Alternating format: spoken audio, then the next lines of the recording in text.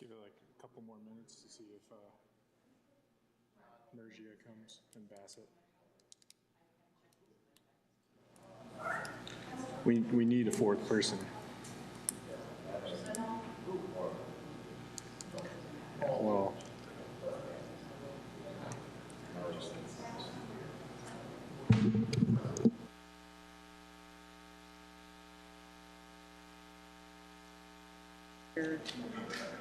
the war, but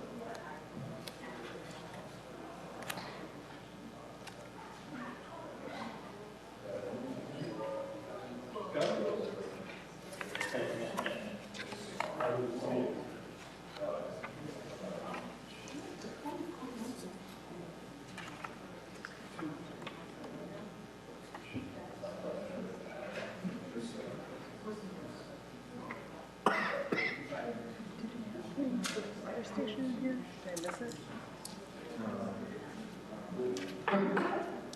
we started at 4 o'clock. Okay. The station. He wasn't back up here, was struggling to go back up for us. It's entirely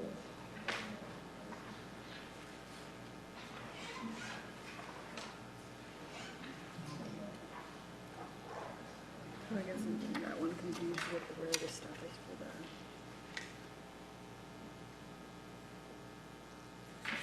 pump station is for.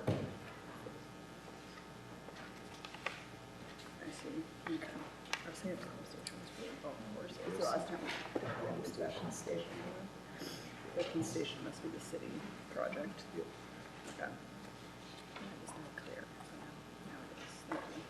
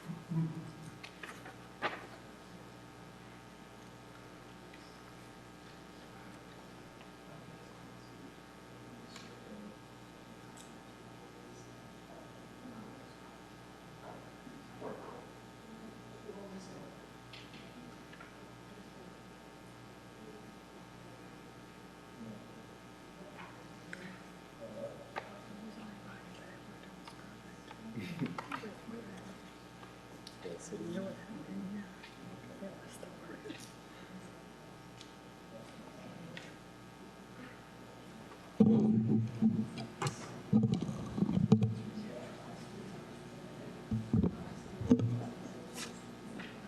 Yeah, that's really weird.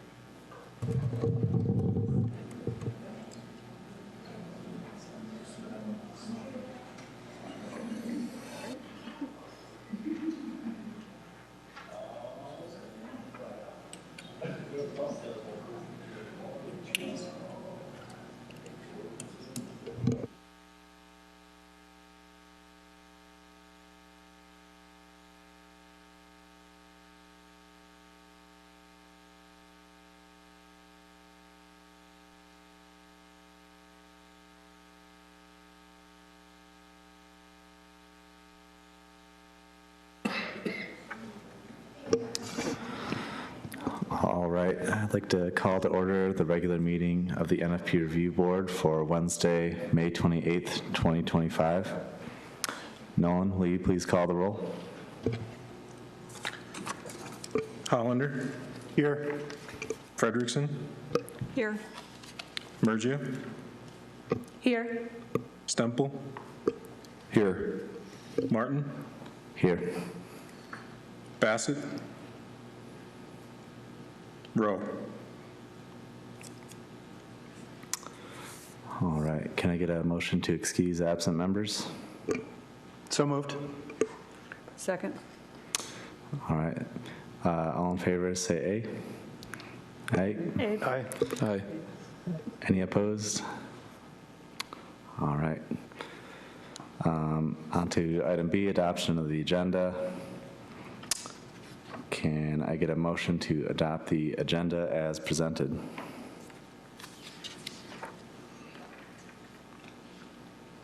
So moved. Second. All right, all in favor? Aye. Aye. Aye. Any opposed? Motion carries. On to item C, approval of minutes. Approval of the minutes from the NFP board meeting on April 22nd, 2025. Are there any amendments or comments related to the draft minutes from that meeting? All right, hearing none. Can I get a motion to approve the minutes from the April 22nd, 2025 NFP meeting as presented? So moved. All right. All in favor? Aye. Aye. All right. Any opposed? All right. Motion carries. Item D, public comments. If there are any comments from the public, please come forward, state your name, and you'll have 3 minutes to address the board. These are general public comments as well.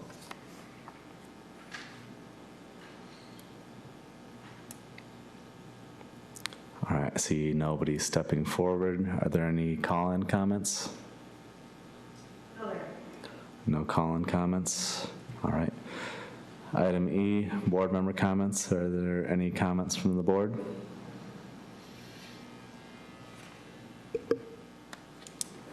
Hearing none. All right, item F, new business. Item 1, the Kalamazoo Country Club Legacy Golf Course project at 1609 Whites Road. I'm going to recuse myself from this one as my relationship with some of the people involved in the project. Okay. Okay, so the project is located at 1609 Whites Road in the Southwest Edge neighborhood. It's zoned single-family residential, or RS5. The applicant's proposing to do some regrading and redesigning of the existing golf course, which is going to include new amenities such as an upgraded irrigation pump house, removal of existing structures and drives off of Whites Road, as well as the inclusion of new cart paths, snack shack facilities, new landscaping, and new utilities.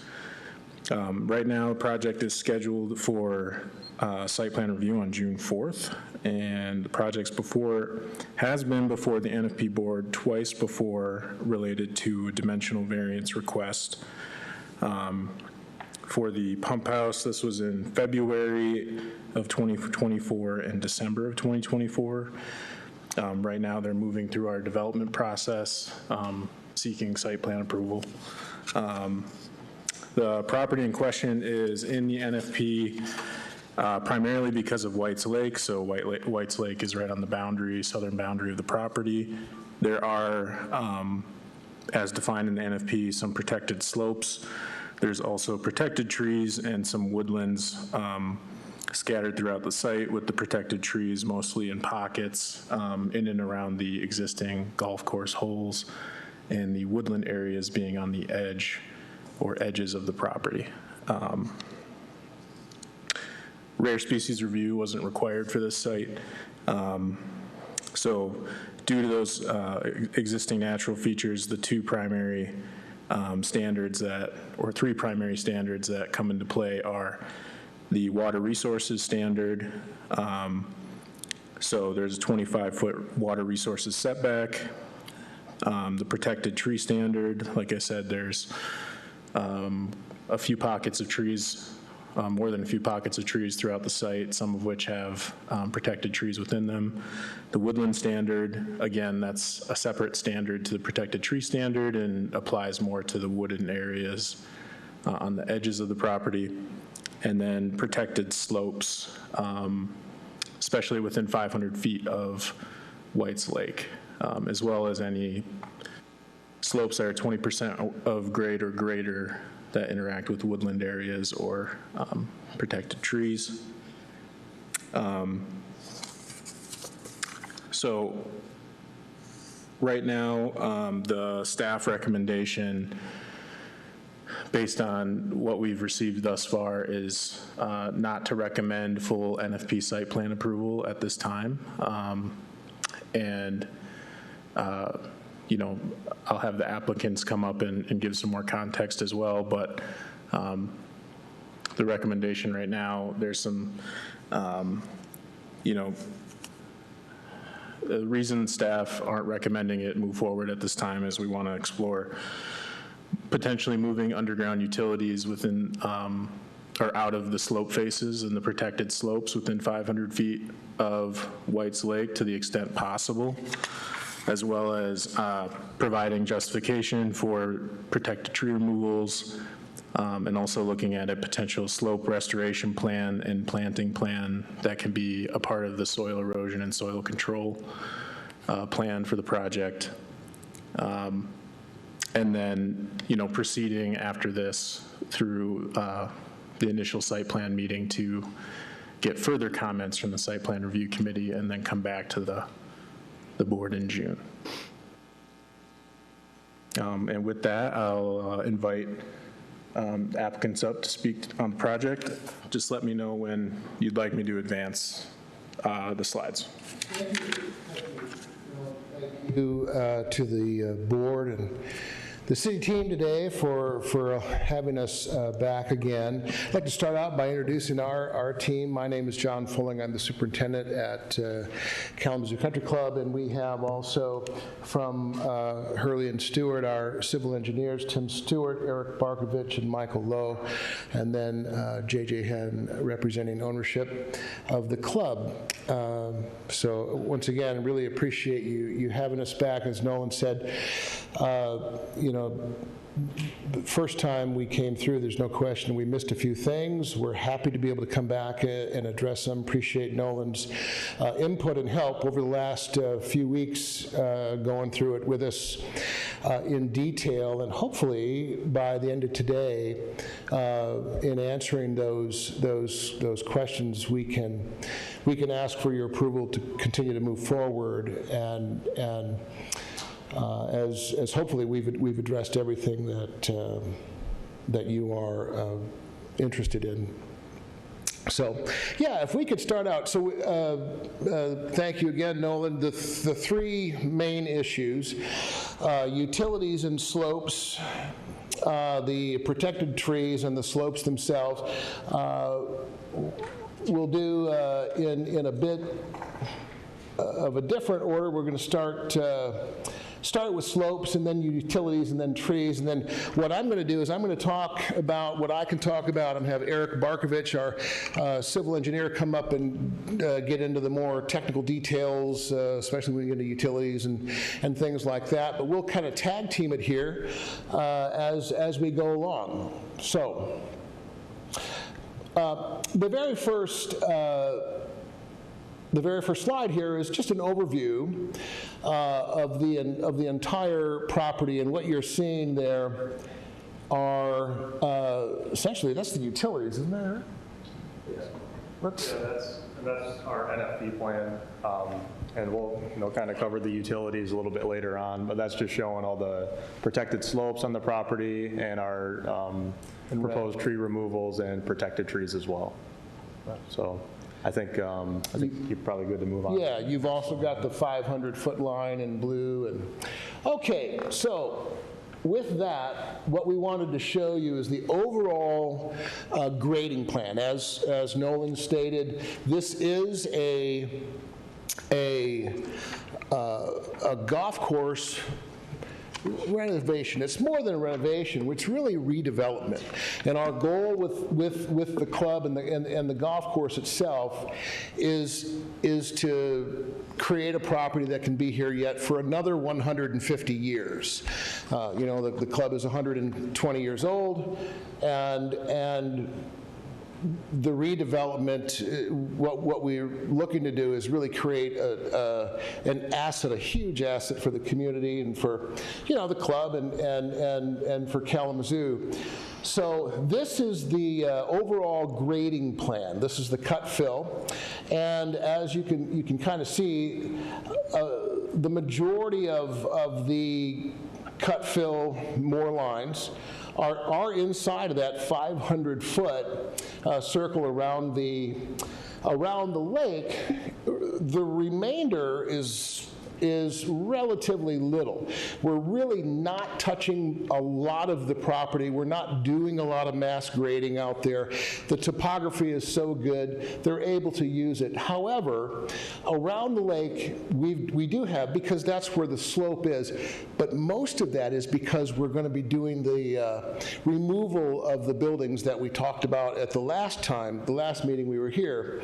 So one of the parts of this project is the removal of all of our current buildings, our impervious surfaces, and regrading that and making that golf features.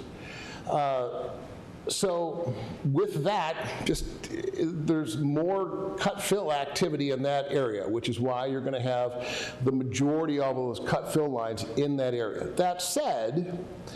That said, we're going to be able to take that area, develop a plan, as Nolan asked for a restoration sequencing, make sure that we're not going to have any erosion, which we're going to have up here in a second, but we're going to be able to do that in such a way to not only improve those slopes, do it in a way that is safe, but also add back, after this is done, increase our native grass areas around that water feature by, I don't even know, a lot. So we go from almost none up to 10 acres of, again, this is a slide that we showed at the last meeting, but that is what is going to be there once we're done. And there are some golf features in and around those things, but a vast improvement not only in impervious but also filtration and collection of water and of debris before it gets to water. It's really going to be pretty amazing. So. Right. And I think that paints a good picture of our permanent SCSC measures and the erosion control that we're planning for the project. For in construction, that's a whole other aspect, obviously. We are planning a double line of silt fence upland of the lake to ensure that there's no soil erosion into the lake and then the water. Mulch blankets as necessary on that slope that goes down to the water. And then, John, I know that you had a bunch of things that you wanted to hit on as far as long-term solutions. So in answer to one of Nolan's very specific questions, like how are you going to do this? We need a restoration plan that's going to minimize any potential for erosion. We want to see how you're going to do it. We want to see what you're going to do, what order you're going to sequence it. And so that's what this slide is. We've gone through, and exactly right? We have the potential for some erosion there, so we want to make sure we do it right. Divided it up into two areas. We've got those 20% slopes that are north of the lake and the 20% slopes that are west of the lake. Little different stuff. So to the north, we've got the clubhouse, the parking lot, and all the buildings that have to be demoed. So in order to do this the most environmentally safe way, this is the order that we've all come up with. So as we already know, the pump station, we came before and talked about that. The pump station starts construction around October. That'll take up a fairly small area down below, but we want to get that built, done. That'll actually have a grass roof. It'll actually be almost totally covered with tall grasses over the top, very little exposure, very little permeable surface. So to get that in October, then we add the irrigation main lines, which will take the place of the 2 main lines that we have in the pump station that sits right next to it that will be abandoned. So not really adding any more, and they will also go in about the same place. So they'll come out of the pump station and go both directions. So nothing really new there. And then the power, we clearly already have 480 power to the current pump station. We have to run new power because the power from consumers is coming from the other side, the new side of the property now. So we do have, and Eric will show that in the utility plan, the power coming down and going into the pump station, although most of that will be flat. Most of that will be flat. So, but to do that, but our goal, we need to keep all of that vegetation below the buildings that we're going to demo intact. So we'll get the pump station done, get it covered over, grassed, grown in, done. Keep all of that hill, do the demo of the buildings, probably starting in about February, right? Springtime comes, the golf features will get constructed and grassed in, sodded, so that we don't have any of the potential for erosion. Once that is stabilized, we'll work on that. There's a little comfort station that was on the map. I think it's The southeast side. Yeah, it's southeast, but it's very small. Yep. And it's actually not in a protected slope, but we do need to construct that. It is within the 500-foot line, though. So build the little comfort station again, get that grassed in, stabilized.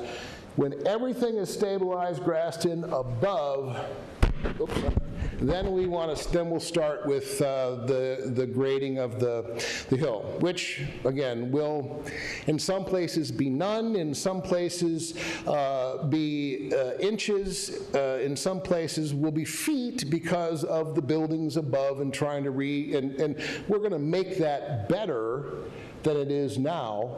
But in order to do that, sometimes you have to move feet. And then we're going to cover the entire thing in the fescues, chewings and sheep fescues, and then also put in some native plugs from native grasses, as we've talked about and as we're doing on the short course. That, again, we've already got ordered and being grown here at 4 different growers and local growers. So that we can get that established, we'll blanket it. We're going to have irrigation, even though long-term the irrigation will probably be shut off, but we want to have irrigation to get that grown in, stable, and then that would be it for that side. The other side doesn't have the buildings, it's not nearly as big, but we do have the removal of some trees. It's on our current 11th hole, which will be the new 18th hole. That's slated to start around September. We'll remove all the old irrigation, we'll do that, and then once that's done, it's a grade shape, build golf, install irrigation, sod immediately for erosion rather than seed. So there are most places where it's doable. We want to seed. Sod's extraordinarily expensive, but we're doing a lot of sod, and so this is one of those areas we would sod the whole thing to make sure that we can eliminate or reduce, I guess you can't ever eliminate, but reduce the potential for any erosion. And then, again, same erosion measures that Eric covered. So that is the overall sequencing plan to protect those slopes during a construction phase, hopefully answering that question. And then long term, from a native standpoint, we're going from 2.5 acres of naturalized area up to 31.1 acres. And so what we're doing, what you're seeing is the green, the lime green spots there are what we have current, you say natural native, but it's really just grass grown up and things that are unmanaged. It's great for wildlife and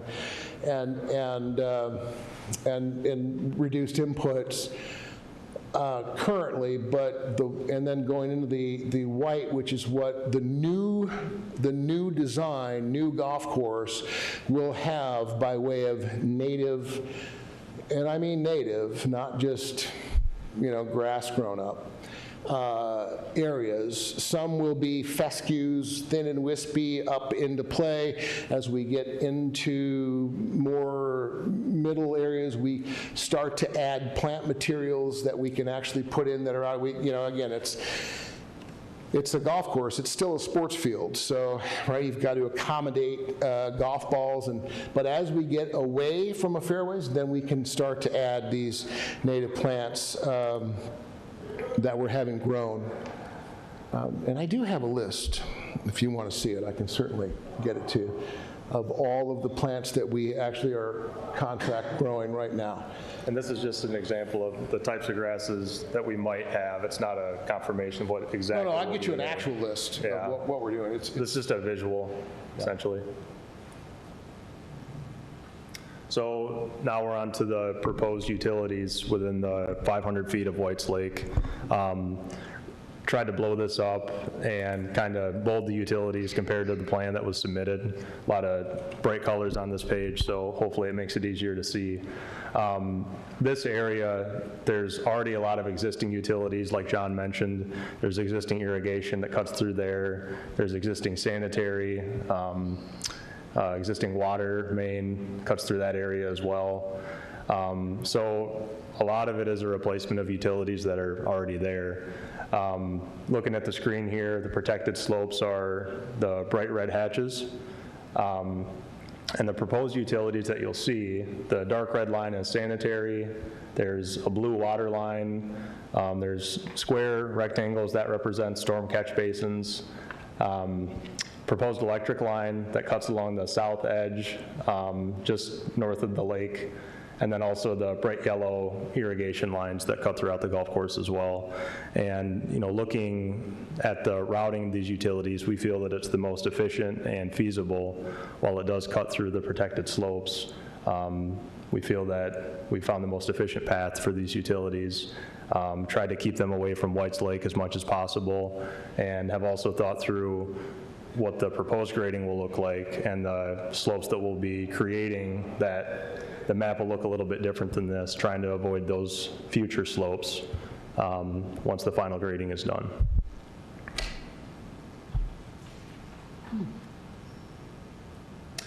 Okay. On the trees, again, answer to the question, the justification for the removal of the trees. This is a redevelopment, and so we are using F3A, not using, it's all we have, which is intended use of the zoned site, which is golf course. And so in a redevelopment of a golf course, this is what we need to do do in order to build the golf course that we have designed. Now, we absolutely, question was, are you doing this and removing the least amount of trees possible that, and still achieving the goal? I think we are. I think there's always a chance that again, we get out there and we're able to save more. I was probably over, if anything, I overshot just to make sure. But that's our intended, that's what we have in terms of tree removal. Intended use for the zone site, golf course,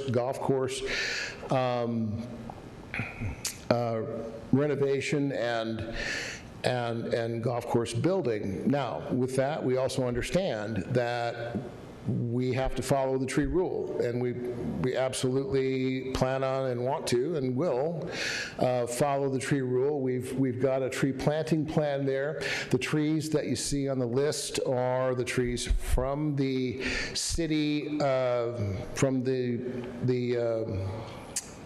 tree rule in the in section 50 there, the NFP, and we're also engaged with certified consulting forester Mark Janke, who is working with us to not only develop the planting plan based on what we're able to use from the list, but also health, nutrition, planting, ongoing care, things like that, to develop that plan for us.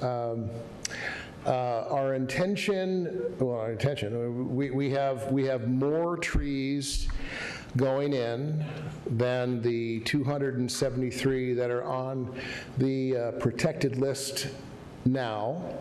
And so we should easily meet the rule with replacement trees.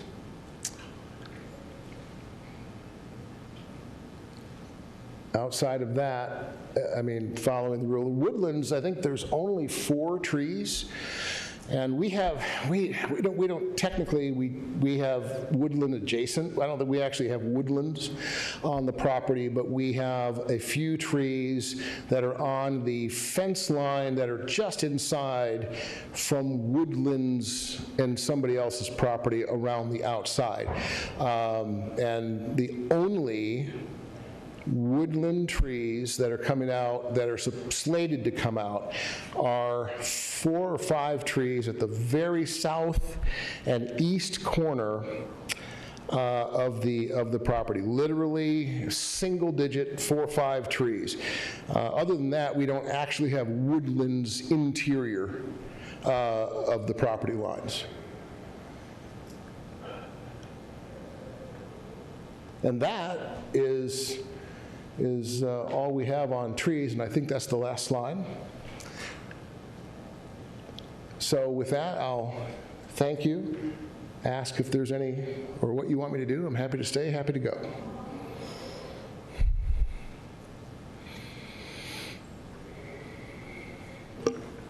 Thank you. You had offered to provide a planting list for the seeding and stuff. I think that would be definitely good to see at some point here.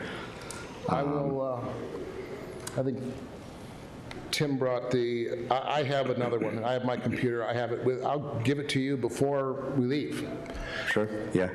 And that's stuff, it's sometimes stuff can be a little bit falsely advertised as native, so it's just to kind of make sure it is all legit and stuff. 100%. So to refresh what we actually did, now this goes back a year and a half. So Steve Allen, I don't know if you know Steve Allen, the wildlife biologist, he actually went and he's got a lot of friends, obviously, that are growers, but I think there's 2 in Kalamazoo, and then maybe Lansing, and one other around, but I think 4. I've got the order, not just a list, I've got the actual order. We're spending $70,000 just in those native plugs, and we're doing 2-inch plugs, We're going to plant them all ourselves, 738 flats, just for the short course, just for the other side. So I'd be happy to give you that list and show it to you. It's got, and you'll see exactly what's in there. So yeah, it's when we said we were going to do it, we meant we were going to do it. So Cool, thank you. I actually have a question jumping off your comment about plugs. I heard you mention that earlier. Are those being put in the areas that are shaded kind of tan in the protected slope areas? Are you installing plug-size plants in those areas? plug-size plants. In the protected slope areas? Yes. To help with protection of the slope to prevent erosion. Question to the team, do we feel like those are, my instinct says we're going to need a secondary erosion control measure until they get rooted to actually prevent erosion. Have you thought about intermediate? Well, I have in here that the whole thing would also be blanketed, so. Excellent. So we're gonna put the chewings and the sheep fescue seed, we're gonna blanket the whole thing, and then we're gonna go put plugs in. Excellent. That's the plan. Thank you for clarifying. You might not know this level of detail now, but do you know what type of blanketing that he is intended to use there? You know, I don't, but we can certainly use whatever we think the best version of that is. We've used a few double. No, no, but we're not opposed to using whatever you guys tell us what the best one is. We're good.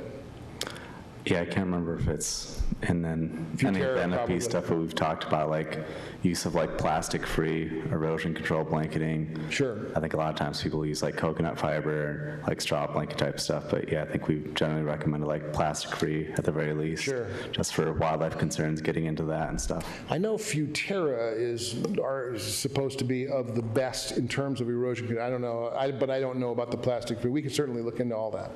Absolutely. Thank you. Yeah, I do agree. Like there's definitely some erosion control concerns on that slope. So just making sure it is well blanketed and stabilized, kind of probably erring on the side of overdoing it versus underdoing it for sure would be good. But yeah.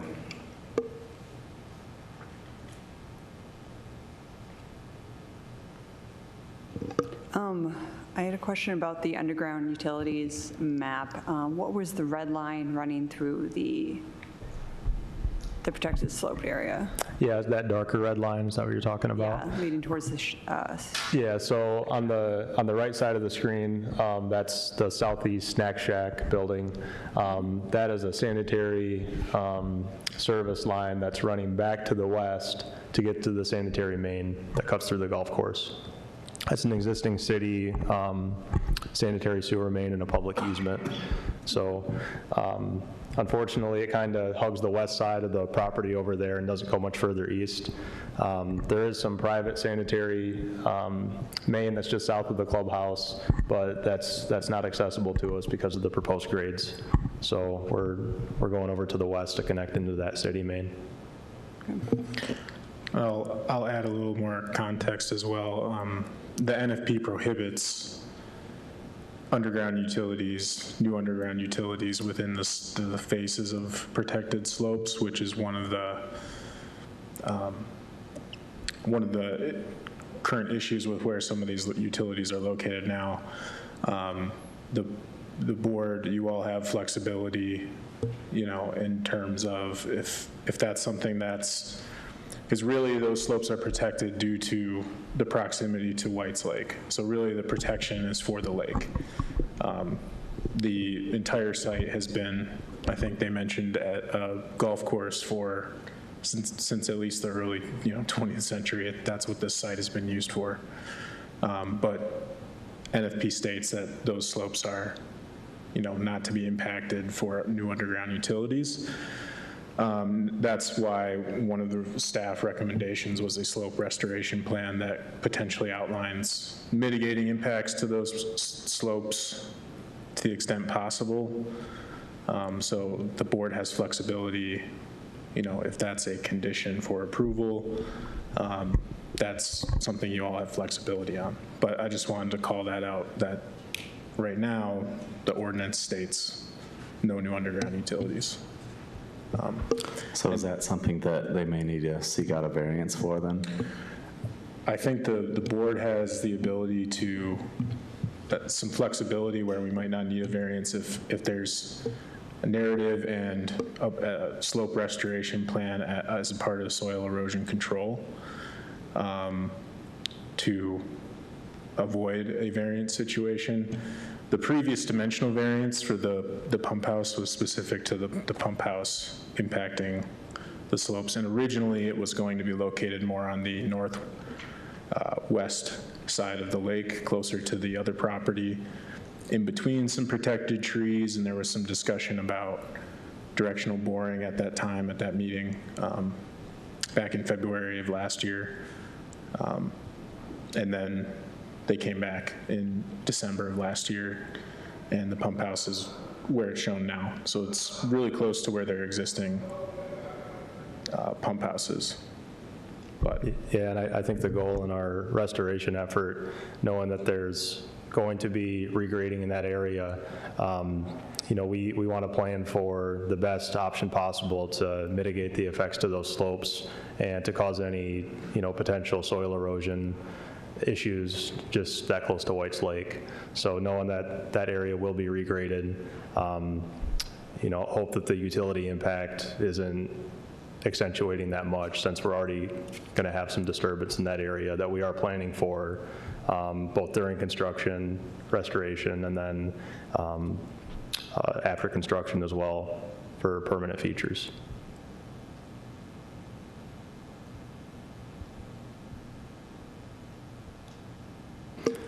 So for some of the utilities you talked about a little bit, but can you talk more about kind of the thought process about like where they're located and other alternatives that were considered that just were decided like doesn't work out so well? Just kind of, I know you said like this you believe to be the most efficient route of stuff. Can you talk about some of the other stuff that you considered before determining that? Yeah, so thinking through, like say the sanitary line, that's kind of the most obvious one that cuts through the majority of the slope. Going to the south, we wanted to avoid, we didn't want to be any closer to White's Lake than we had to. And obviously that red hatch representing the protected slope goes all the way up to that 25-foot buffer. So it would be a really tight window to try to snake it to the south. To the north, thinking through our regrading efforts and what the slopes will look like, it'll be close, but that map will shift slightly. We essentially would be going through areas to the north that were in excess of 20% as well. So really just taking the straightest shot made the most sense in the in the event for the sanitary. Water, there isn't really a ton of intersection with the proposed water main. It's not much more, it's not disturbing much more than the existing water main with the proposed reroute. The idea with the proposed water main routing is to get it into a flatter part of the golf course and not to have it on such a steep slope in case there's future maintenance. Then you're disturbing less area in the future. So trying to plan that in a flatter spot for future considerations.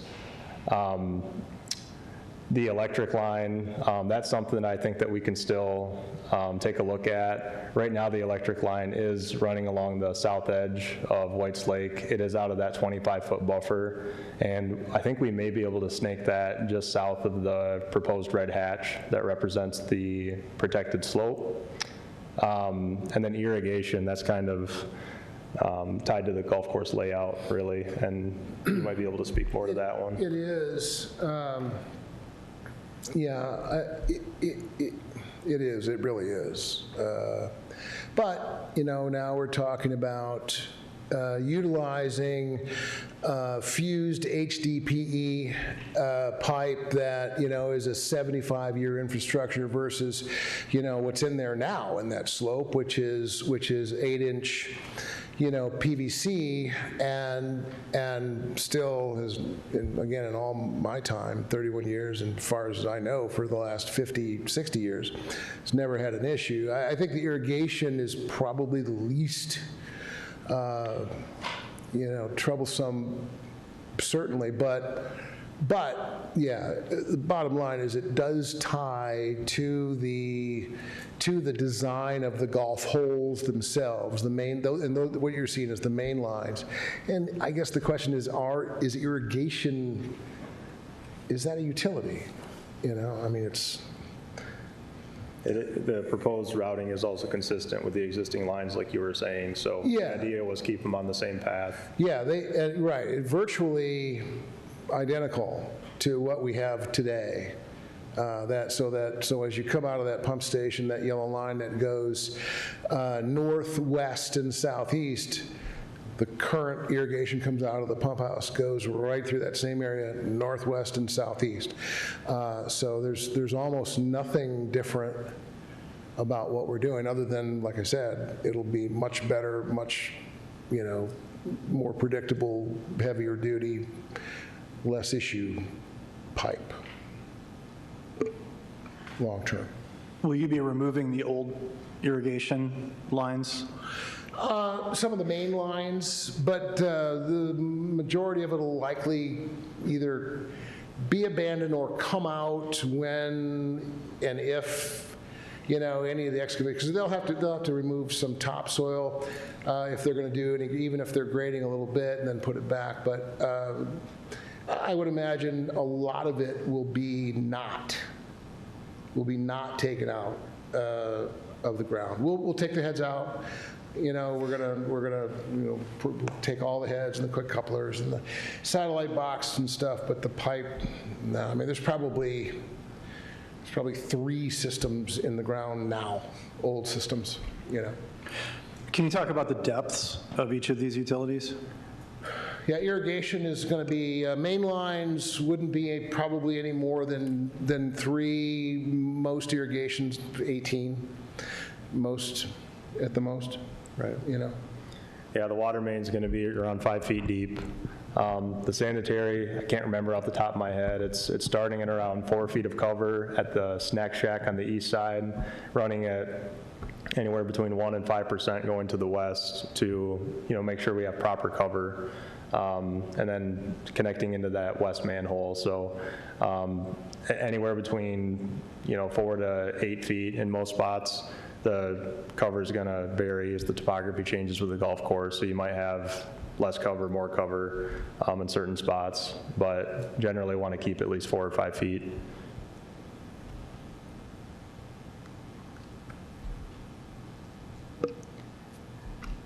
Switching on you, I'm just trying to get a sense of the grade change that's happening in this area along the lake.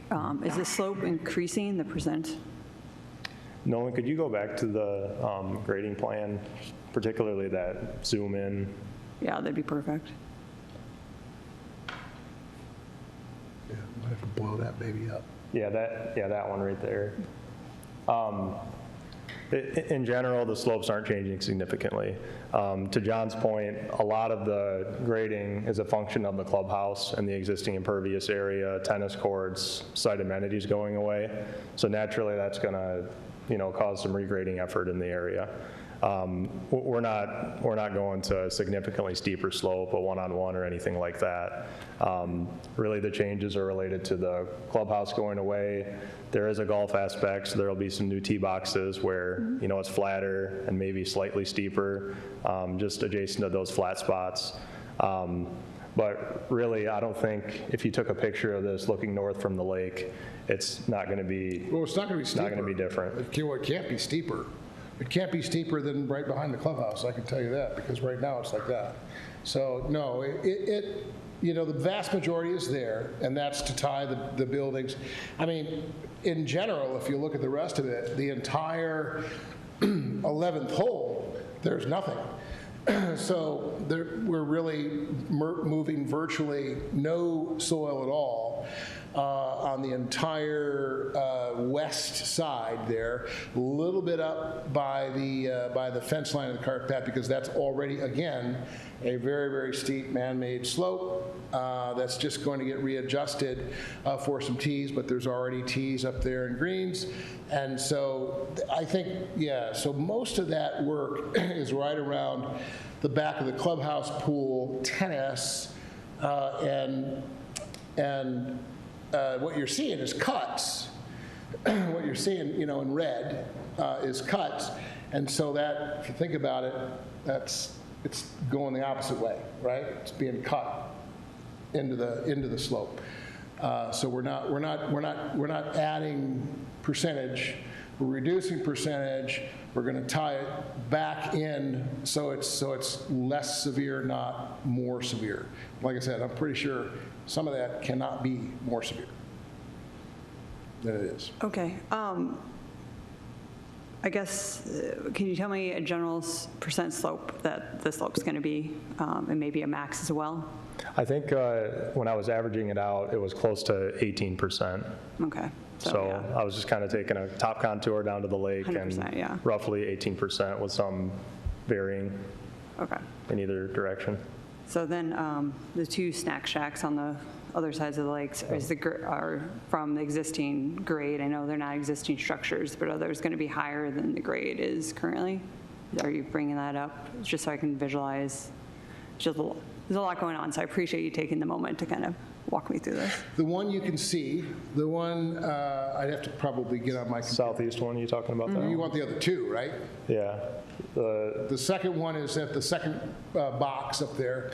That grade is, I think, is relatively unchanged Like, from where it is. And then the third one, without switching computers, the third one is essentially at White's Road, right along White's Road off the setback. And that, again, grade-wise, would be essentially unchanged from where it is. That's on the far north end of the Far property. north, yeah, right on north and If you go back, east side. if you go back one slide, Nolan, Oh, there you go. it's that guy in the Yeah, Oh, the far, box, yeah. far northeast corner. yeah, maybe I'm just confused. I'm seeing a lot of grading lines around it, so it looked like Yeah. the grade was either going up or down. So I was just trying to establish that 840 finished floor, if that's a raise or a lower. 840. And if you, it's Off the not top of my easy to head. ascertain, that's the lake, okay. the Just lake, curious. the lake is 850, so, yeah, the lake is 850. Can you see? I don't know if you can see that. Can you see? Probably not. Might be too small. Yeah, it really blends together on an 8.5 by 11. Yeah, sorry. No, it's okay. We can get you that answer though. You're looking at the elevation? The elevations for that? Sure, that would be helpful, I think, to paint the picture of what we're seeing. Sometimes it's easier to see in a different viewpoint than just plan, so that'd be awesome. Thank you. Yep. I think the line you might be seeing, where that snack shack is going, currently is 3 tennis courts. So it's, what is that, 22,000 square feet of just flat. Could you repeat that into the Yeah, what JJ was saying was that the existing area where the snack shack is going, the tennis courts, is flat currently. Sorry to get us off track. Thank you.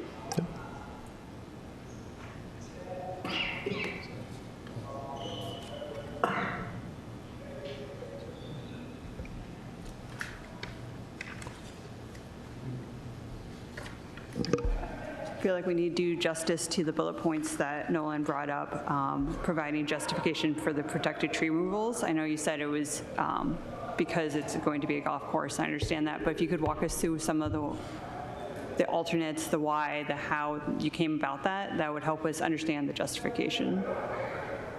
Sure, yeah, so how we came about that was took the golf course design, the cut fill, went out there, obviously located every tree, And then based on the cut fill, if it was going to be, first of all, you went from easiest to most difficult.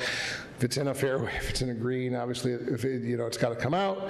And then anything that was outside, if it had to be cut really more than an inch or two, it was likely going to have to be up at the base of the tree. Would likely have to come out. It's too close. If it wasn't, we were able to maybe work around, and that's one of the things that in talk with our architect is, all right, so you've got a 1-inch cut up, and we're 15 yards off the fairway. Is there any way we can, and I think that's what we're going to be able to do is move inward around some of these things. But that was how we came up with it.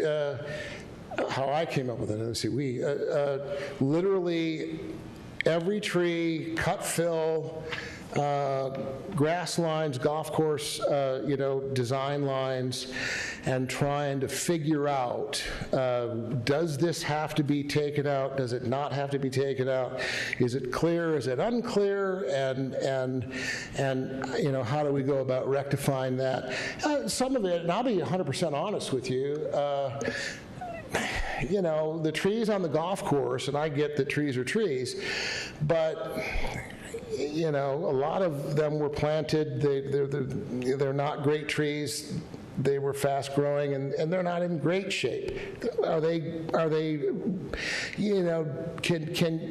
Would they qualify to be cut down from? No, but if I looked at it and there was a cut, and do you save that tree? Do you not? I'd rather put a better tree in there that was going to be there for 150 years, that kind of thing. But that very rare, very rare. For the most part, if it wasn't touched by a cut, I didn't even look at it to be taken out. I didn't even consider it. We just went around it. But that's how we did it. So again, there was not a health component. There was not. We did do a couple of things to save a couple of key trees for sure that were very large champion type trees that if we actually started out saying no matter what this has to be saved. Only a couple though. Outside of that, that's literally it. I mean there's no more to it. And in the NFP ordinance, there's justifications for tree removal if it's dead or diseased or dying, or if it's going to become a hazard to a structure, or maybe it's a hazard to existing utilities. There's also a justification for the property being used as it's zoned for, as its intended zoned purpose, for as long as this property has been a golf course. That's essentially its zoned purpose. But the justification, I think there's a tall legal-sized table in your documents that is providing the list of trees and if they're protected or not. It's basically the inventory. And there is the reforestation conceptual plan, but it's not as detailed as, it's still very high level, so looking at it in a little bit greater detail.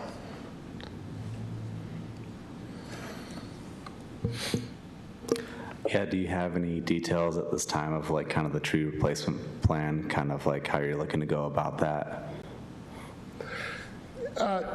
Yes and no. So again, I'm just going to be blatantly honest with you. We had if you were here when Jeff Ling came, we went through this on the other side and utilized the tree list in the NFP, which is what's available to use. We've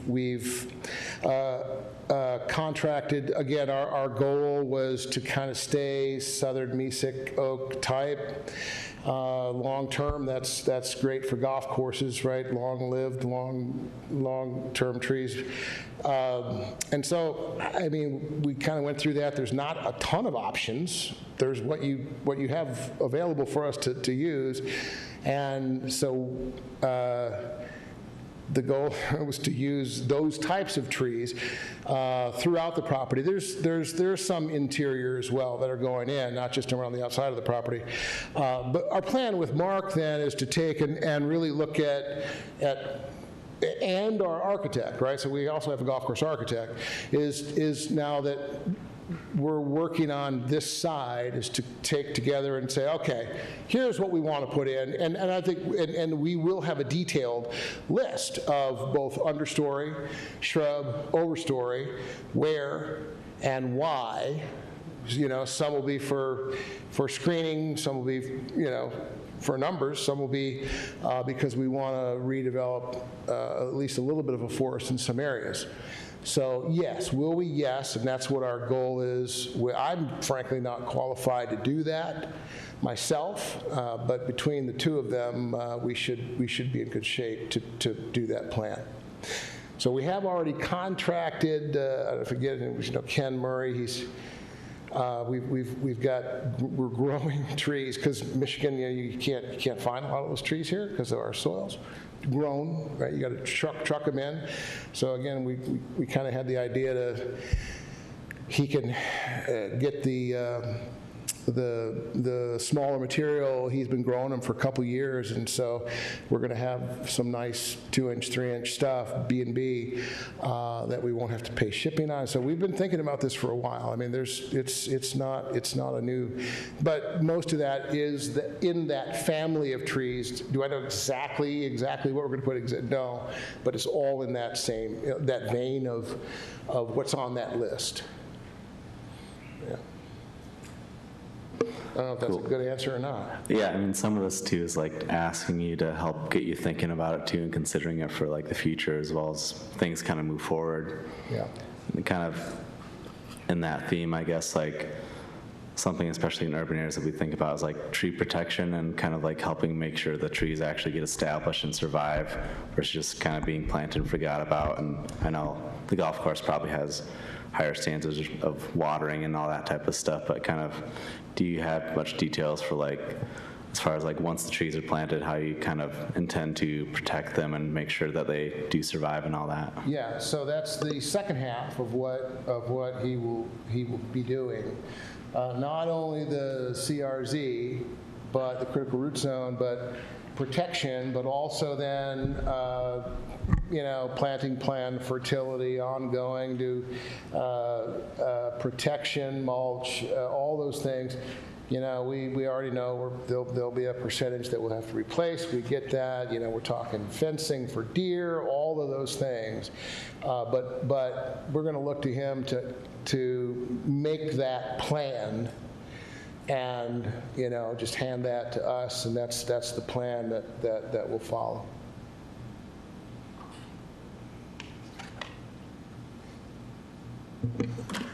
They do also show tree protection fencing on the plans that they've submitted. So, and I believe the locations for that as well, for trees that are slated for protection. But yeah, if you're working with arborists and arborists, or you know, arborist services, that'd be some stuff we'd be looking for.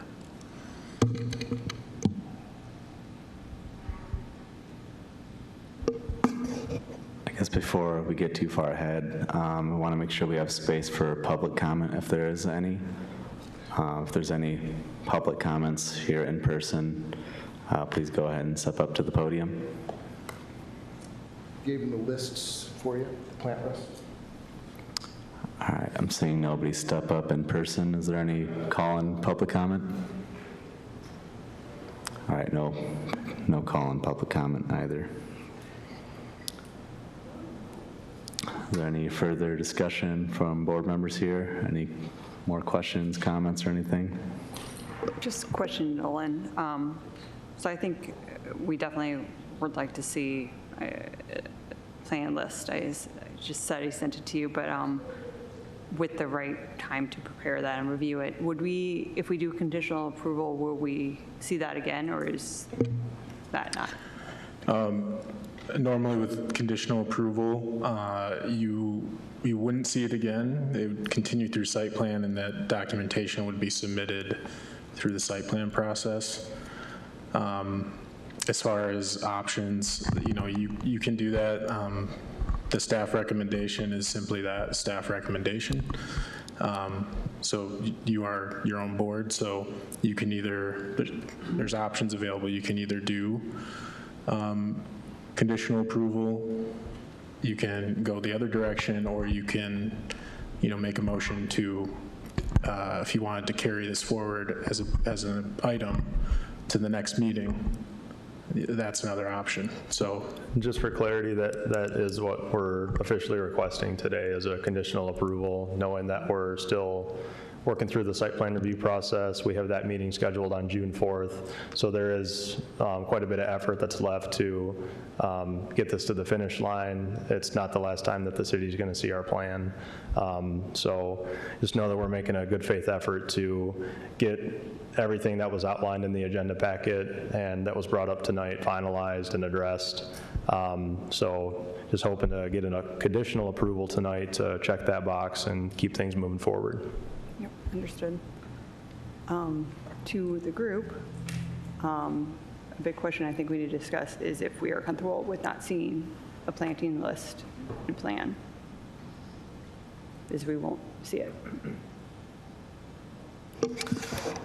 Yeah, currently I kind of lean towards wanting some more details based on what we've kind of talked about in discussion today, and kind of moving this to the next month's meeting, I guess. That's kind of where I lean. I don't know where other board members lean in any direction at the moment.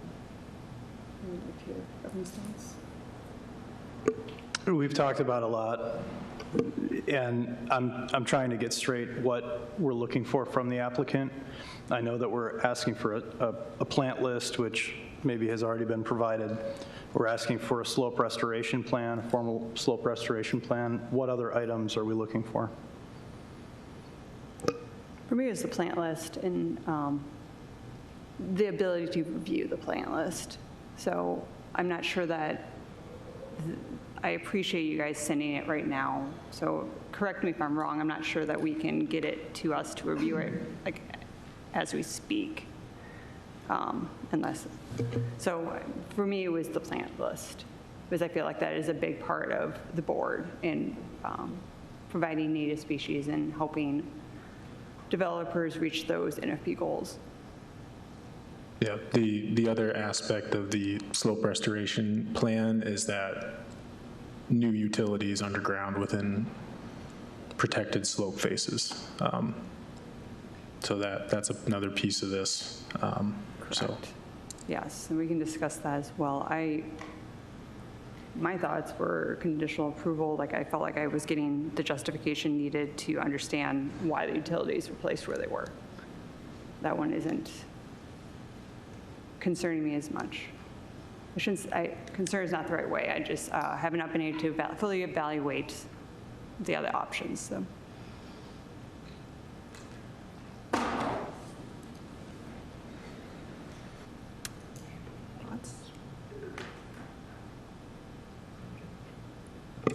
Yeah, from what I'm seeing, this is the third time that they've presented to the board. I'm not seeing a significant risk in the utility installation towards White Lake, the risk being towards White Lake. It sounds like they've got a decent management plan for that. For the plants list, is that already from a selection that NFP has provided? Or is this something that you all have brought to us? For tree replacements, that generally comes from the tree replacement list in the NFP ordinance. Planting lists for like landscaping is a little more flexible. So, the board has the ability to review a plant list, and even if, say, there's a non-native, non-invasive plant species, you have the discretion as the board to approve a landscaping plan that doesn't have it has a plant that maybe is more flexible given a certain situation versus a native that maybe, yes, it's on, it's a native and could potentially thrive or work in an area, but not all natives are great landscaping plants. So you have the ability as a board to review the list and then approve it. Yeah. And I think it's more important in this case than maybe just a landscaping effort, because it is doing its job, its dual purpose of providing that deep root system to help stabilize the banks. So We should be able to understanding put it up. We've got it. It's. There is, in the submittal packet, and there was a slide in this presentation, the reforestation plan, there was a box in the bottom left-hand corner that showed the proposed trees and the species. Yeah, just not detailed. But then, yeah. Yeah, Nolan, would it be allowed and make sense to be able to pull up that provided plant list and put it on the screens here? I'll pull it up. I just need to exit out of this. Yep. Thank you.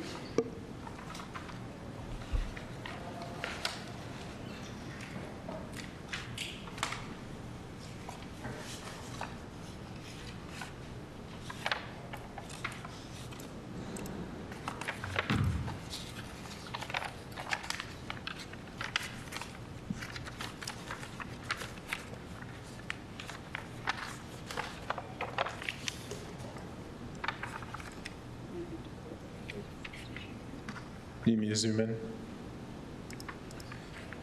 Yes.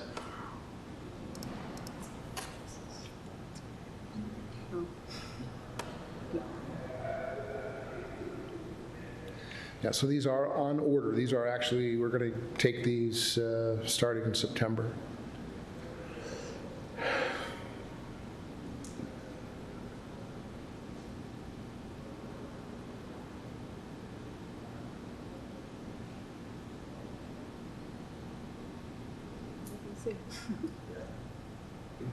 Yeah, no, this is good to see right here. So. Yeah, and that's what we're hoping to see. I mean, these are fantastic choices, so. It was, it was just submitted after the packet and agenda went out, but it would remain on file, so. Okay, good.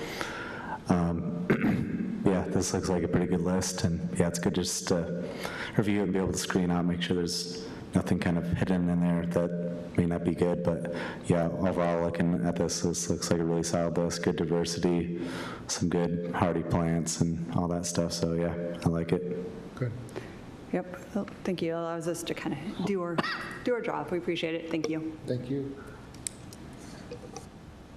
Okay.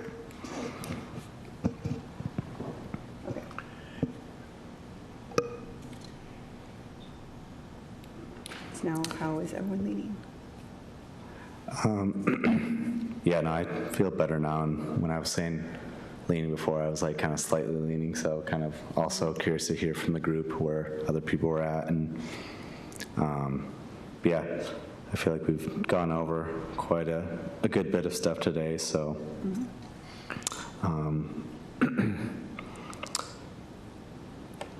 I might need some help wording this motion. Yeah, it's, again, it's up to you as a board to, what the motion is going to be. So again, I went through some of those scenarios. So whatever, if you're talking still about conditional approval, in making a motion and having those conditions listed. That's what I was getting at. I think the condition was review of the plant list. Have we just conducted a review of the plant list? Yes, and is there an existing slope restoration plan provided? I understand There's this like initial soil erosion, soil control plan, but there isn't this is the first time I saw the sort of native planting area outline from the presentation. So that's just like providing a plan, like kind of at all to like the city. So like upon providing a plan for slope restoration, that's kind of like the conditional part of it, I guess. Yeah, there's that component and that tying it to the soil erosion, soil control plan also, I think, helps with those underground utilities and the protected slopes and slope faces that are within 500 feet of the water body. And we would be granting a variance from NFP for underground utilities in the slope area? Well, basically the plan would be added to the soil erosion plan to allow impacts to those slopes. So you're not granting a variance, but it's basically tying it more to the site plan review process and having that documentation on file, tying it to the soil erosion, soil control plan, keeps it consistent with the site plan. It's also the previous dimensional variance for the pump house, right? The pump house is there, but obviously there's connections to it that are needed for it to function as a pump house. And some of the underground utilities are existing.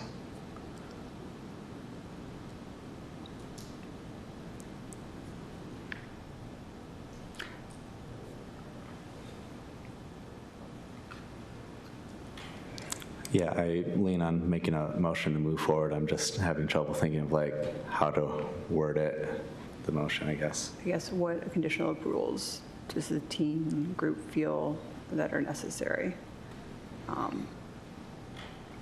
If we feel like the slope restoration plan tied with the soil erosion control plan is necessary, then we can say conditional approval with that during site plan approval. It does not need to come back through us. And I'll add to that, it could come back to NFP if there were changes during site plan review that drastically changed the approved NFP site plan, right? So that is something, if the changes are large enough, or maybe there's feedback during site plan review where there's a conflict, they may have to come back. Okay, yep, So- sorry. We might see it again. So, yeah, I'm just looking for people's input on what conditional, if anything, they want added to the motion. That would be my only condition. Okay. Feeling good?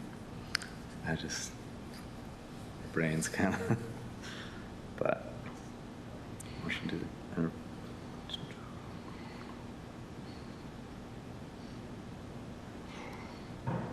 Just motion for conditional approval upon provide.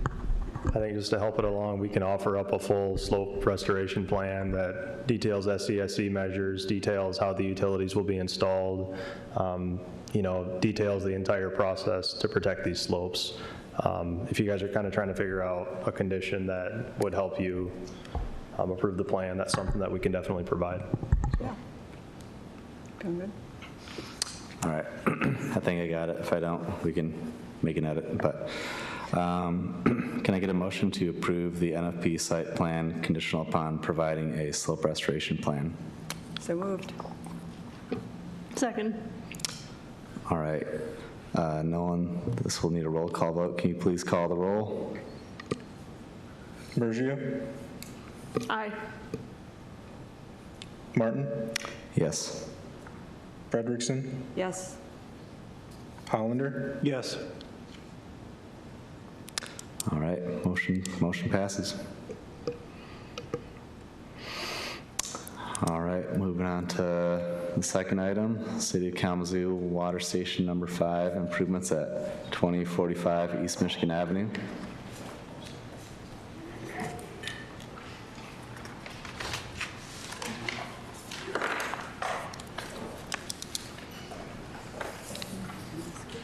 Yeah. Thank you for your time. Yes, thank you, guys.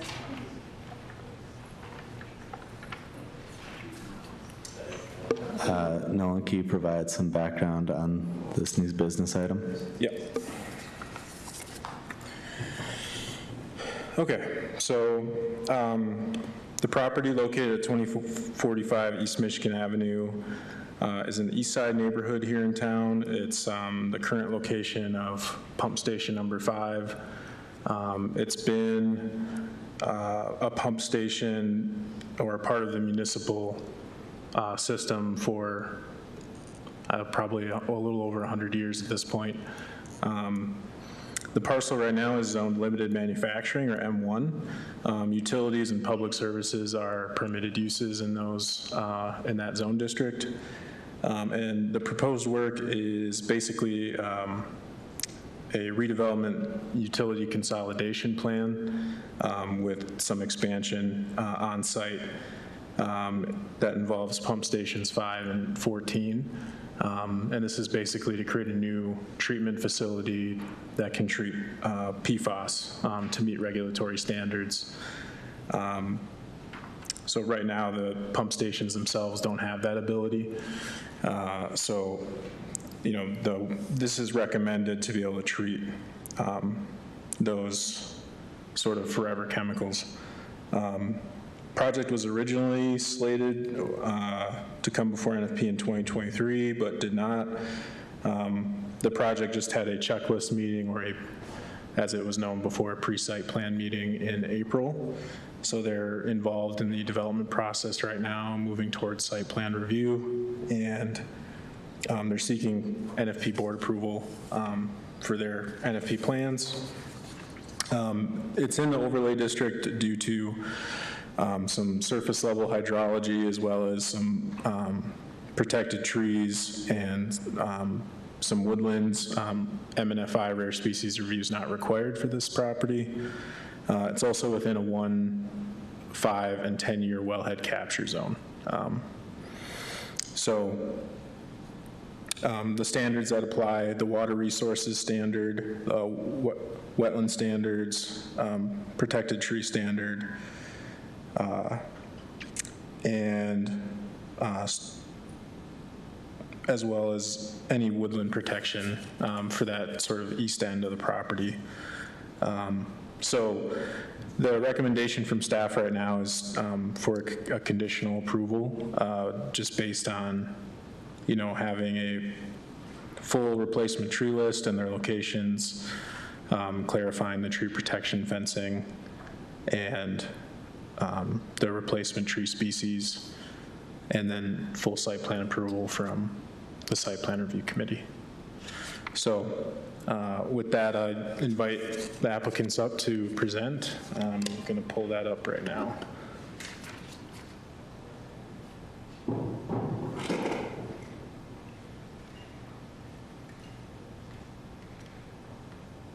Good evening, everyone. Eric Saitar, City Kalamazoo Water Resources Division, Senior Civil Engineer.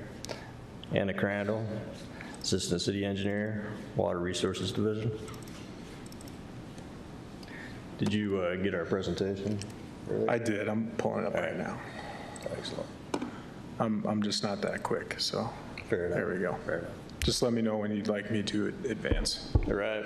So what we have is the Pump Station 5 and 14 reconstruction project, which involves 2 separate projects.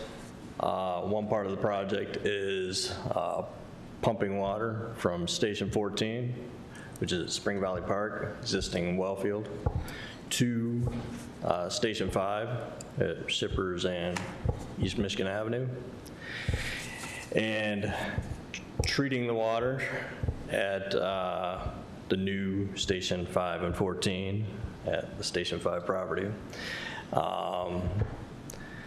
to remove iron, manganese, and PFAS. Then the water gets pumped back out to distribution and essentially finds its way back to Station 14 and generally Mount Olivet Water Tower. This serves the intermediate pressure district. Justification for the project.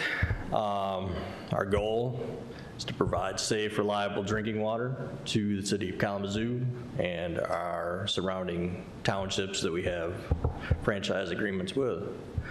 New federal PFAS regulations that take effect in 2029 will require PFAS removal at associated with the water being produced at Station 5 and 14 because there's currently low-level concentrations of PFAS in that source water. So without the treatment plant, we could suffer up to a 2,800 GPM water deficiency in the distribution system. Project's also going to be, upgrading, replacing existing wells, water mains, pump stations, and new treatment facility.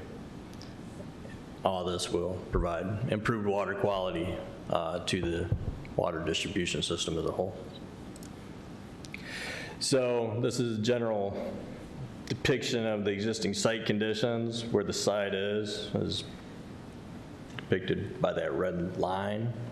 Property to the south and east is existing city leaf dump. Historically, that's what the property has been used for. The site specifically was previously used as a gravel pit and a leaf dump. To the north, we have Shippers Lane Drain, a county drain that is surface water. North of the site goes under Shippers Lane through a culvert. There's a little pond of water, and then it goes underground into a culvert. And the general route of that underground culvert goes through the L.C. Howard warehouse property, under the railroad tracks, and eventually finds its way to the Kalamazoo River. Here's historical site conditions. You can see site was historically 1960s, 1974, used as a gravel pit, used as a dump. Over the years, some vegetation has been established on the site, not purposely, just due to poor, maintenance. So here's our proposed site conditions. Down on the left side, that is our existing pump station number 5. We're showing new housing structures, referred to them as condos, and a chlorine injection building in that portion of the site. We have an access drive coming from East Michigan Ave up to the northeast portion of the site to our treatment facility, approximately 14,000 square foot facility with 8 sand filters to remove iron and manganese from water, and 8 40,000 pound granular activated carbon vessels, clear well, high service pumps for pumping out distribution, chemical building for fluoride, phosphates for corrosion control in our system, and chlorine gas for disinfecting our water. Also, we have stormwater. We have 3 detention basins and a containment basin, all with treatment devices associated with them. Here's a general depiction of what the facility is going to look like. The high bay area is where the filters are located. The lower bay area is where the small office and electrical is located, along with our clear well and our high service pumps that pump to distribution. The concrete structure adjoining is the structure that houses our chemicals. To the, on the bottom lower left is the west elevation view, large overhead door for getting trucks in and out of the facility when we need to change out media in our vessels. And our depiction on the right is the main entrance into office space. We have a recessed truck loading dock as well that allows for containment in the event of a spill during loading, offloading operations at our chemical building. Here's a depiction of our planting plan, where we're planning on, planting trees and shrubs and whatnot, along with a planting list.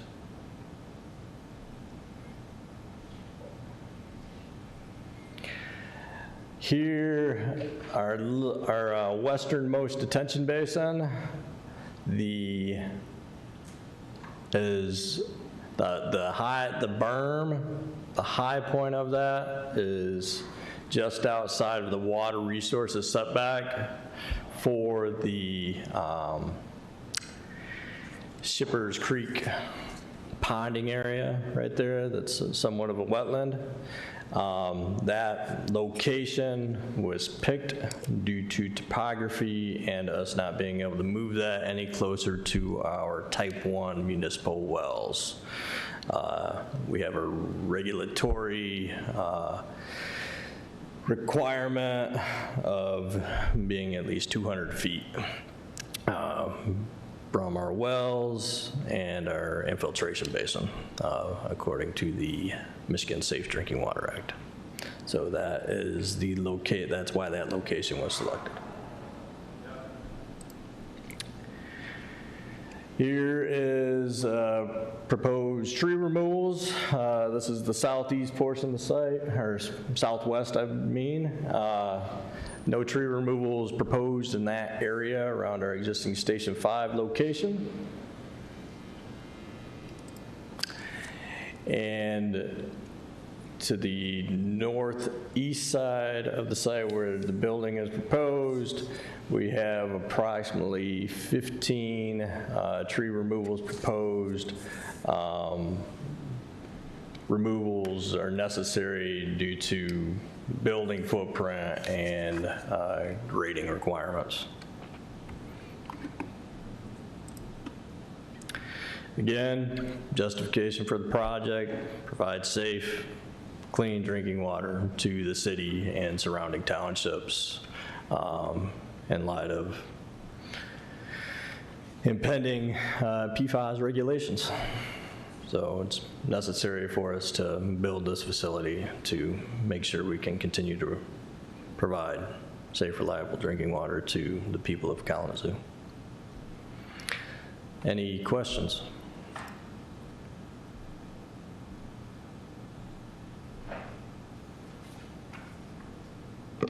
Well, I'll start with a comment. I'm glad to hear that you guys received some funding for this. I know that with the level of strain on that aging system, that it's been very much so needed. My main question is, when was the last wellhead protection plan update? The last update was, I believe, 2024. 2024. Do you happen to know what the wellhead protection area delineation method was for that? It was modeled. Numerical modeling or analytical modeling?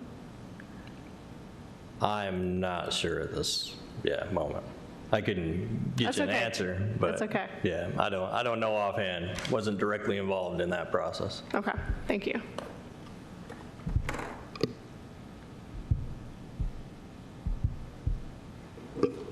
I've got a couple comments and questions. For trees to be retained, I see here that there's a tree just off the southeast corner of pump station number 5 that's planned to be retained. Tree number 101. I'm just curious, it seems to be right in the middle of a heavy construction zone. I mean, is that going to be a problem? I'm just wondering about the long-term health of that tree. Does it make any sense to remove and replace rather than trying to retain? Not sure which tree we're referring to. I just see it here on the map. It's listed, it's number 101, right in between the two structures. that are currently there, right? Yeah, right where the cursor's. Yeah, there's no planned improvements in that area. Oh, that's going to not be a part of the. Correct. Okay. That's actually pinned between two existing buildings right now. Okay. Existing pump station 5 building and existing chemical building. Okay, because I think there's a couple small, looks like concrete pads are getting pulled out. But, Yeah. okay. Yep. That tree set back far enough to where no issues. Okay, great. Keep it And then I see in the planting plan for the landscape area, concluding the project here, that Colorado blue spruce is listed and looks to be planned to be used in abundance, and I would encourage to find a different conifer to use. Colorado spruces are just, they have needle cast, and their long-term projection is just, it's not that great. So better to put something else that's resistant to needle cast. Don't pick a spruce, and probably better off in the long run. All right. Yeah, we're open to any recommendations as far as planting goes. Great, thanks.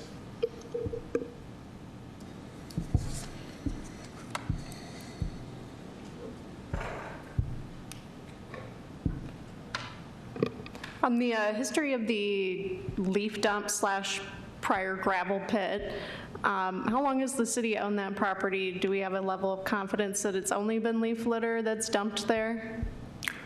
We're pretty confident that in this portion of the site, it has only been leaf litter that's been dumped there.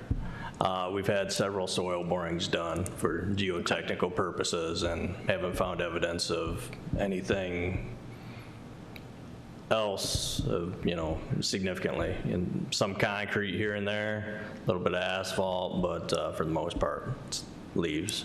Yeah, and spots where we have to remove 8 to 10 feet of historical fill material, we'll call it, from historical dumping activities.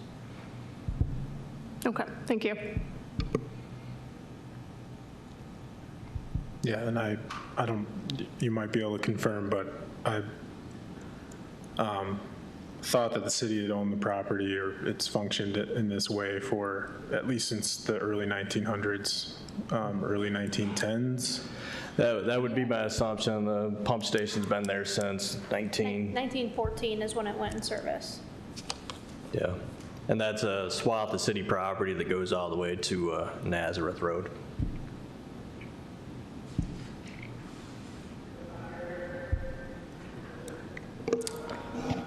All right, is there any public comment related to this project? Seeing nobody step forward in person, any, no phone calling comments either? Cool. Is there any more discussion from board members here? People still looking at information? Yep.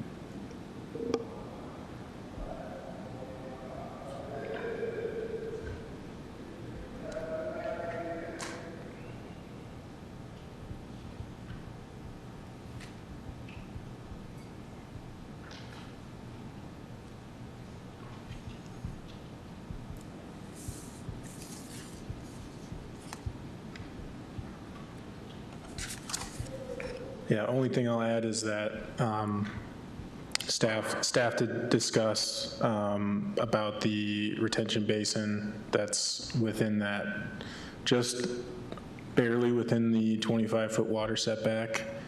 And, because of the higher regulatory body requiring that 200-foot buffer between the pump station and that water basin,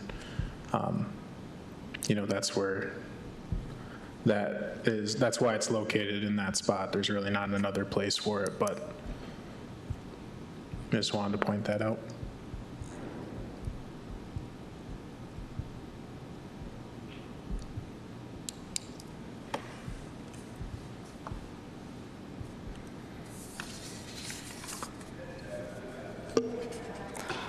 All right, can I get a motion to approve this NFP site plan for the water station number 5 project at 2045 East Michigan Avenue with the recommended conditions from the staff report?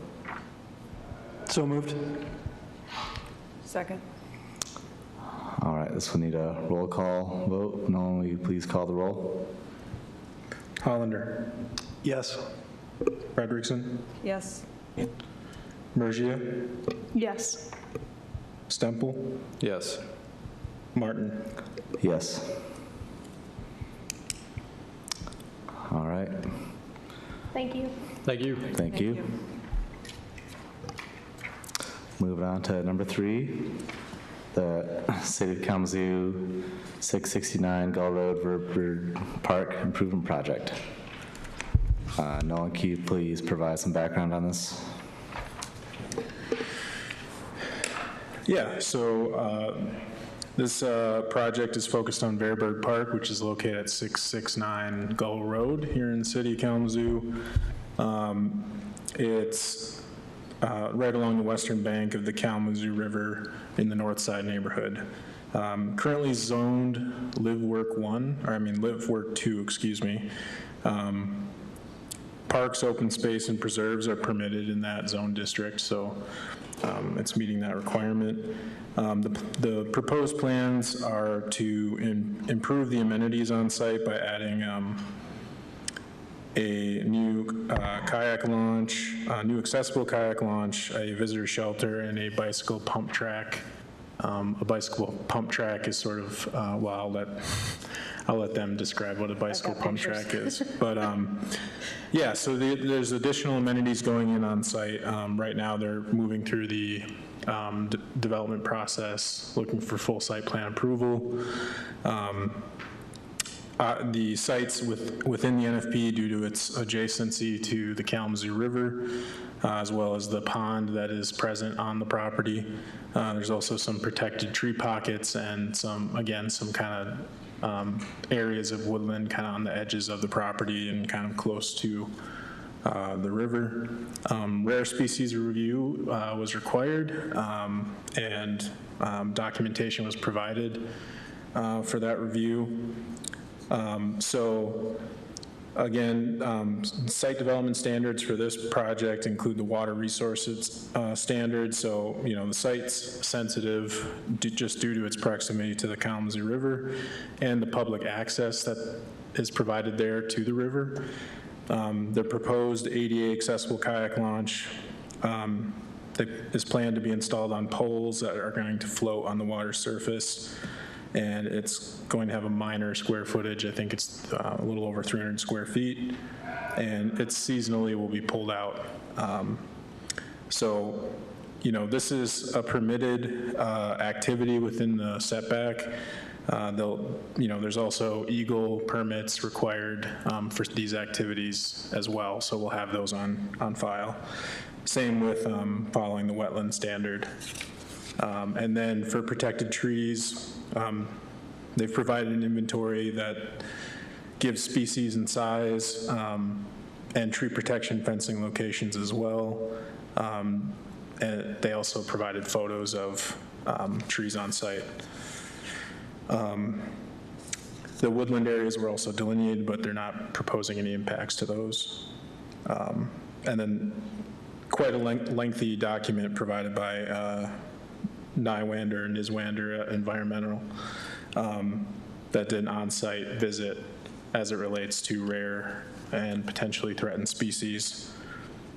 And then, this one, due to the proximity to the river again, will have, soil erosion, soil control plan, and, stormwater management requirements that will be handled by our civil engineers in the site plan review process. They also met the requirement for public notice, so they sent public notice out in the fall of '24 and held community meeting to get the public's feedback on this project in particular. So really the recommendation from staff is that conditional approval based upon site plan review committee approval and just making sure we have all the proper state, federal, local permitting permits on file. So with that, I'll pass it over to applicant. Good evening, board members. Thank you for letting us present today. My name is Rachel Hughes-Nilsson. I'm a landscape architect with OCBA Landscape Architects. I also have Patrick McVeary, Director of Parks, and Ashton Anthony, Deputy Director of Parks, with us to answer any questions that you may have today. Nolan gave a great summary of the park. It's kind of a unknown park. It's a little tucked away from a lot of commonly traveled areas in our city. It does have, for existing conditions, it does have the Kalamazoo Valley River Trailway, Kalamazoo River Valley Trailway, sorry, got the wrong order, that runs through it. There's a parking lot there for that, a trailhead, some benches, things like that. There's also an existing boat launch there that Eagle repaired 3 years ago. So an existing boat launch into that pond inlet area. As Nolan said, proposed improvements are a kayak launch accessible, ADA accessible kayak launch. The existing boat launch is steep. It doesn't meet any ADA code, so this is to provide some boat access to the water and to the river. A pump track, which I'll have pictures for you momentarily to see, a little shelter area, some bike racks, and a playground area.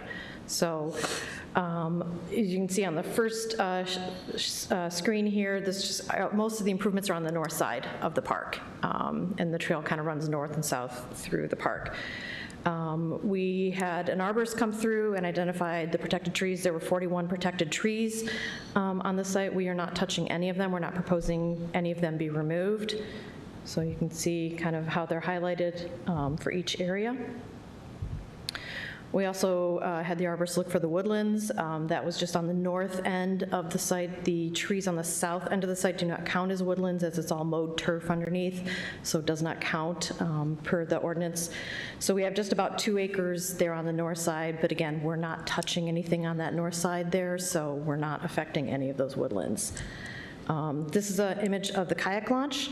So you can kind of see, if you can see my mouse, this is the connection point to the concrete walk. It's kind of like a hinge point, and then you have this gangway that comes down to the flotation, the platform.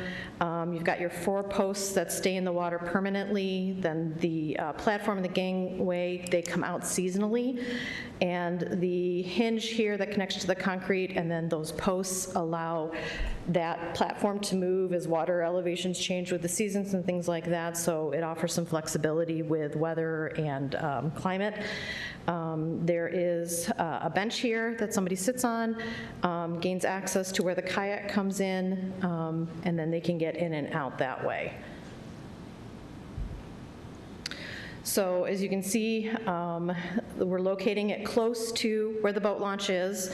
We're connecting it into the existing trail, just because if we connect it into the existing boat launch, the slope on the boat launch is too steep for a cross slope for a walk. So it's back into the trail, and then it gives us that less than 5% slope down to the kayak launch, to give it the truly accessible route down to the kayak launch. So a portion of this gangway will sit above the setback for the water resources and the wetlands. So just to kind of differentiate, some, the walk is physically within those 2 wetland areas, but the gangway sits above them. So it's not really touching the water resource area or the wetlands. We're not doing any work within the wetlands. The concrete walk that attaches to the gangway sits outside of the wetlands, and then the gangway floats over it, basically, is suspended above those wetlands. So we're not touching the wetland areas. We're mainly the impact of the setback areas.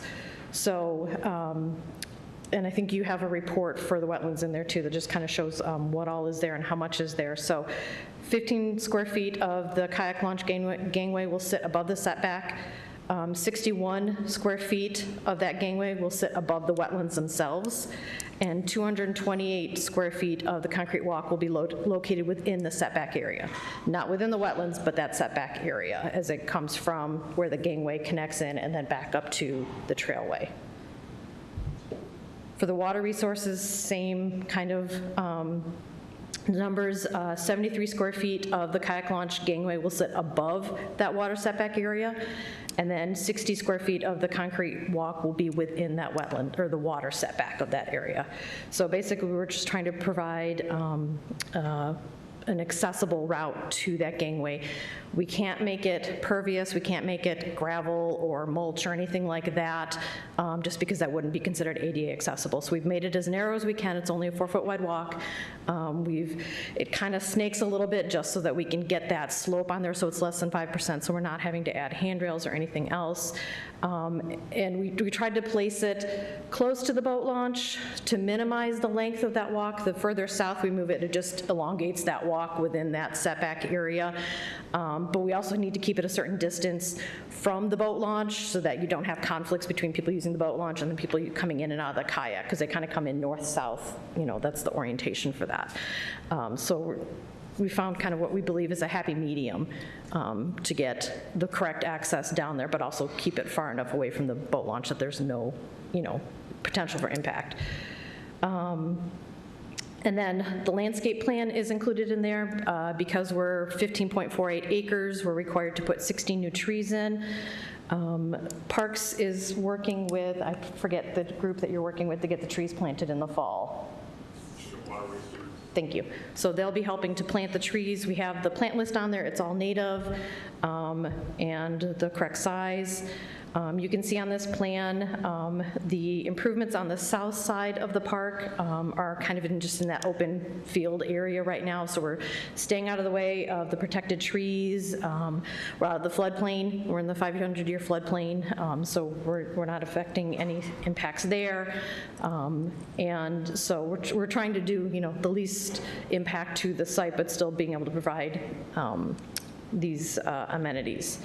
This is the bicycle pump track. I don't know if you can see the pictures very well. This is nothing I will ever use because I'll break every bone in my body, but these guys are excited to use it, and I know there's a lot of kids and a lot of families in the bicycling community that are excited to use this. The only other bike pump track is in Portage, and that's a modular one.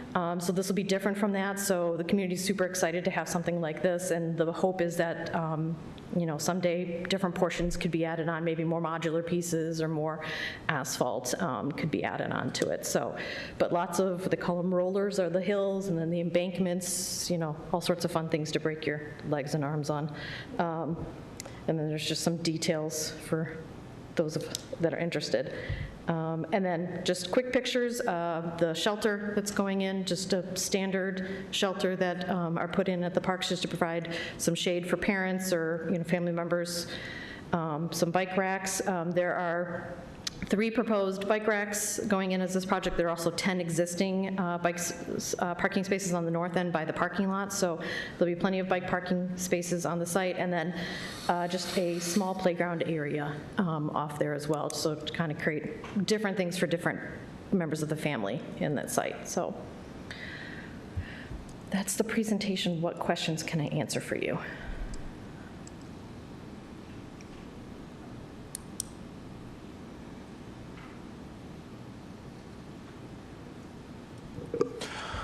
With the potential for increased use at this park with the new upgrades, is there any consideration to doing some risk mitigation work to some of the trees? I read through the arborist report that Jeffrey Ling provided, and it sounded like, and it's hard to know exactly where each tree he was discussing with proximity to the playground and the pump track and stuff, but it just seems like maybe an opportunity to get ahead of it if there's any pruning that could be done or any risk mitigation work. Yeah, the ones that are down on the south end are in relatively good shape. They're not in need. The bad ones are all within that wooded area. There's a lot of damaged trees up there, diseased trees. It's been a woodlands for a while. It hasn't been maintained. Urban campers like to be in that area, so there's some damage under the trees because of that. So at this point, no, it's not really in an area that people are encouraged to go in. Yeah, there's a really steep slope that a lot of that woodland exists on, and so not a lot of people go near that area if they're in the park. So great, thanks. Yep.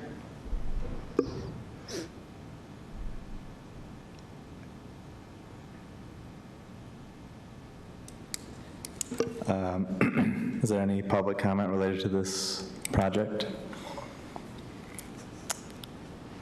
I'm seeing nobody step forward. Are there any call-in comments?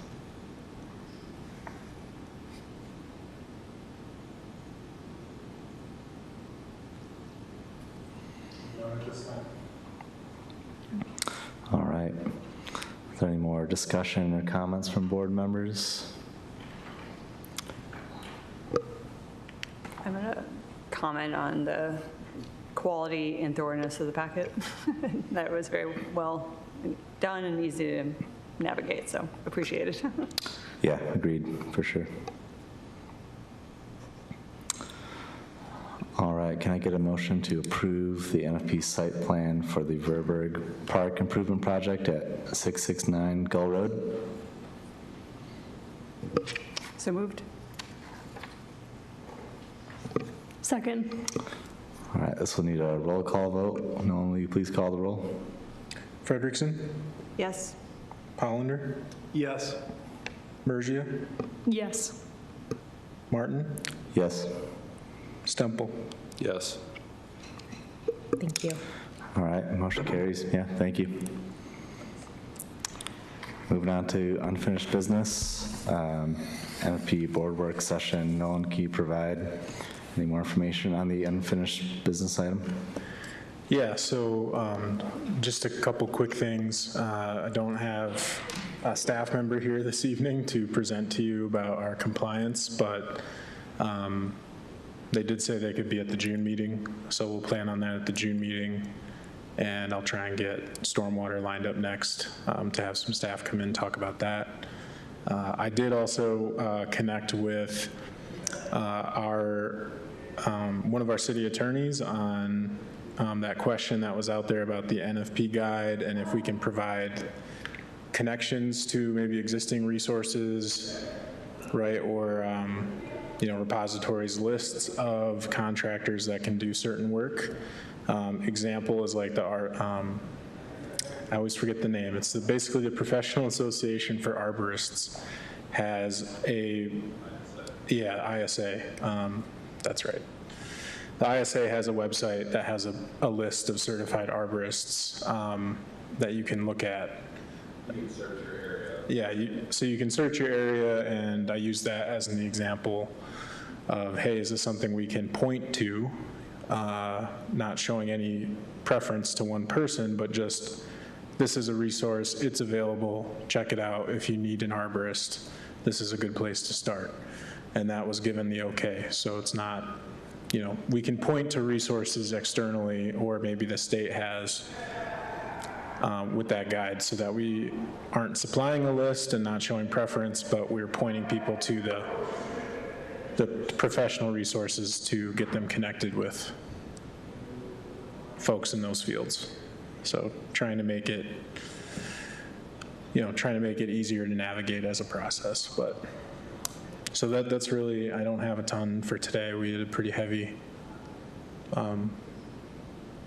action item caseload today, so. Yeah, on that, I actually recently found a native plant producers list provided by like the Wildflower Association of Michigan that I just forgot to send to you, but I think that could be another kind of directory resource with lots of suppliers in Michigan. I'm thinking, with Director Hollander, if there's development resources, or Director Mergia, if there's resources related to geotechnical work, if there's any of those types of associations, I just, went to ISA because we call that out specifically in the ordinance, and it's one that we have heard or gotten some feedback that it can be, based on the size of your property, hard to obtain those services. High demand. So if there's any of those resources, send it my way, and I can, add that sort of stuff to the guide. Alongside, I'm also been looking at and compiling state-related resources too, especially around water resources and wetland permitting and things like that, so that people are more aware. And of course, MNFI. So I'll lean on our other directors who are closely connected with rare species review to make sure we get that on people's radar in the guide too. So, yeah. Cool, thank you. Looks like there's no staff reports and updates. Is that still true? All right. Item I, communications and announcements. Are there any communications or announcements from board members? I had one just kind of thinking about the future with the board. I'm currently chair. I'll be terming off, and we recently lost due to terming off our vice chair. I guess something soon to talk about, kind of the next chair, vice chair kind of positions. Yeah, I think I'll add that to next month's agenda.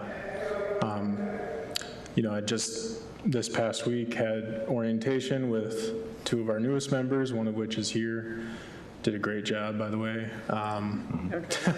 Definitely kind of threw you into the fire pit a bit, but yeah, I think it's a valid point, and I also need to start pushing promotions again for that board opening so that we don't keep, Director Martin here until he's gray and got gray hair and, Started. So, yeah, we want to, technically you did term off at the end of March, but you're playing overtime basically until we can fill. So it's also another reminder, if any of you have professional connections or even just people who not necessarily need to be in those professional fields, since we have coverage in all the major fields that we need, just anyone who might have an interest as well as serving, 2-year board term. I think it's a fulfilling volunteer opportunity. I hope none of you guys have commented otherwise, but feel free to submit, and then we'll go from there. So. And just to confirm, and I think you just said this, but I'm confirming that we're looking, it's an open seat. We're not looking to fill a particular. Correct. We need at least 4 members to fill, the geotechnical side, development side, biology type side, and then water resources side. So we're pretty covered in terms of those fields across the board. So yeah, that gives more flexibility to someone coming in and,